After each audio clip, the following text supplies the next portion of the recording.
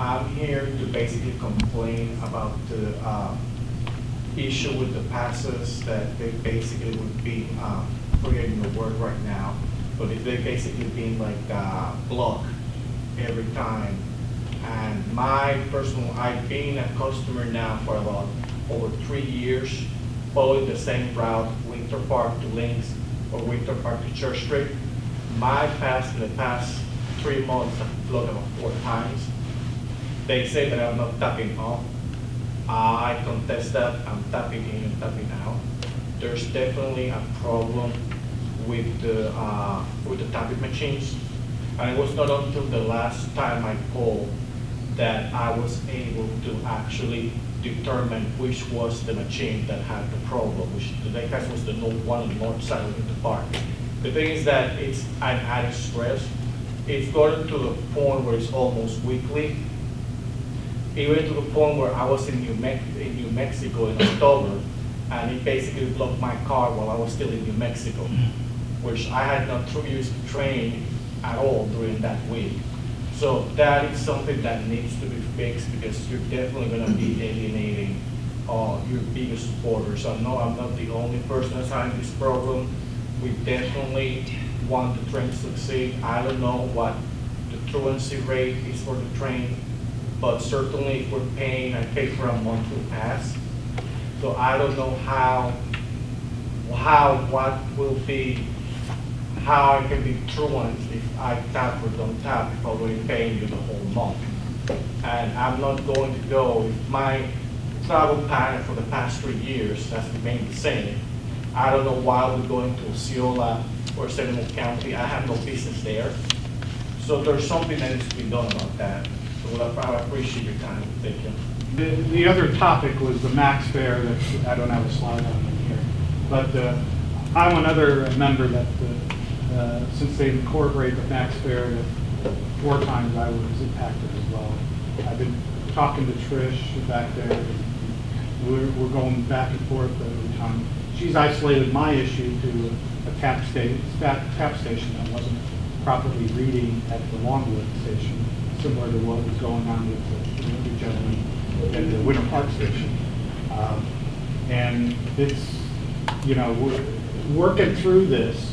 I know that the policy is probably bringing in more money, but we got to look at the way we handle and implement that max fare and how we hot list individuals and stuff.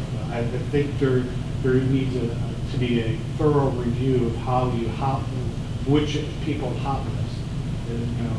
Just like that gentleman said, he has a history going back 3 years. I have a history going back 5 years, going back and forth, and tapping on and tapping off at every station. If we had that history, maybe we can not hot list those people in those situations until we figure out which tap station is not working properly. There must be a pattern in there. I'm sure you have the data and working through it.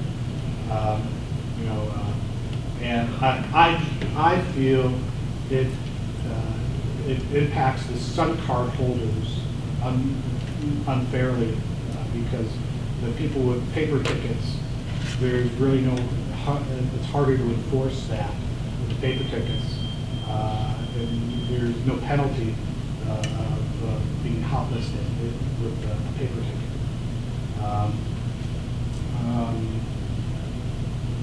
Let's see, the other card. So the other thing is that once you hot listed, my auto load feature that I have with my SunCard gets deactivated. So we need to work on that. So when I get back on the good side of things, that I still have the capability of being auto loaded every month. Otherwise, I got to go back in and reload it, which is no big deal, but I didn't know it. And it was causing me some issues. So, all right, that's all I have on my chairman. Sure. First of all, I appreciate you and the gentleman giving us this feedback today. We know that it is impacting our customers, and we are working through best that we can. to make sure that we are doing the thorough investigations on the machines. We realize that there are still things that we need to look at, so everything that that we're getting from our customers through the call center, through the ambassadors, we are taking that and looking and going back, what can we do, because we do realize the impact that it does have on the pass holders. So I don't want you to think that we're ignoring anything, because we are. I mean, the investigations, they are very thorough. When the calls come in and we submit the request, first of all, there's that first level of the investigation. If the department doesn't find, anything wrong or nothing was reported, then they send it on to the next level, the vendors.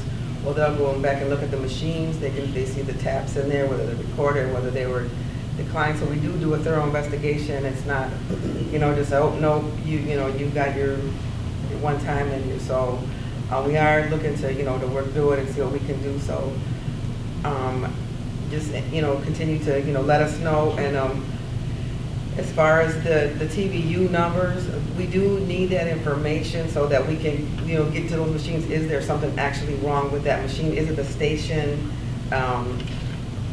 Again, we realize that it's an inconvenience, but we'd rather get the inconvenience early than you're getting hot listed, and it's, so we're trying to get that message out to our customers when they call in. The next time that you're at the station, there's a number on there. Give us that number so that we can make sure that machine, gets more attention paid to, have the vendors out there and there's other things. They've been out there on the platform and noticed, some things. So we are taking all this into consideration. You should know that I'm getting a positive result when I tap off in Longwood on those stations every time. I mean, so it's hard to know when it occurs and which tap station. If it gave me a negative result, I could fully understand that it's not reading my tap off, but it gives you that positive result. And that's when it's still showing on our end that it's exactly. So. And anybody that is a pass holder, and if you share this with them, that if they have a pass holder, their pass is valid, if they're getting declined, that's a problem with that machine, and that's what we need to know, because as a pass holder, you should not be getting, if your pass is good, you should not be getting declined at all. Even if you, let's say that you, there was an incident where we are researching it and your count got negative. If you had that negative bounce with a pass, it will still allow you to tap on. So you should always be able to tap on with your pass. So if you're getting declined, we need to know so that, we can investigate that. Appreciate everybody's feedback. And we are listening and we're doing what we can. And as said that we are looking also into, the department's looking into different systems right now. Can I ask you a question? Yes. What is the percentage of incidents of people having this experience? I mean, there's 1,000 riders a day. Is it 50? Is it 2? Is it 100? I can tell you, yesterday we had 24 people call in and say that they tapped in, that they were declined, that the machine wasn't working, where max fare kicked in. 24. And our ridership yesterday was almost 7,000. So it's, we know the impact it is having on our customers. So even though that doesn't look like, oh, that's nothing compared, each person, we're trying to make sure that we're taking care of that and that we're doing our best to fix those machines. And we've got our ambassadors out there, being more diligent, letting us know anytime they see or hear something where someone's having an issue out there. So in the case somebody doesn't get a chance to It report feels like it's more than 24, because you've had it 4 times, I've had it 1 time, he's had it however many times. I mean, I had this morning. Right, what I'm saying is, Yeah, I mean, this is what it's from yesterday. Yeah. Because I get I take all the stats, all the calls come in, and I see all the refund requests that go in, and I report on them stats every day to the department. And yesterday it was 24 that were requested for max fare issues. So to me, that is a lot to me, but compared to the numbers of the passengers, it's, yeah. So, but, thank you. And we can say that we're looking into changing out that system. I think we mentioned that last time about the fare collection, going out, seeking another vendor. We're supposed to, the deadline to turn this over to transition is May of 2021. And it's our goal to turn over a system that's fully functional, you know, and our goal is to make it so that when you do tap on, even the, it's not happening to you guys. So you guys are the steadfast riders that we have, and we definitely want your guys, your tax and stuff to work. So right now, we're looking into those vendors, so we're just gonna have to be patient.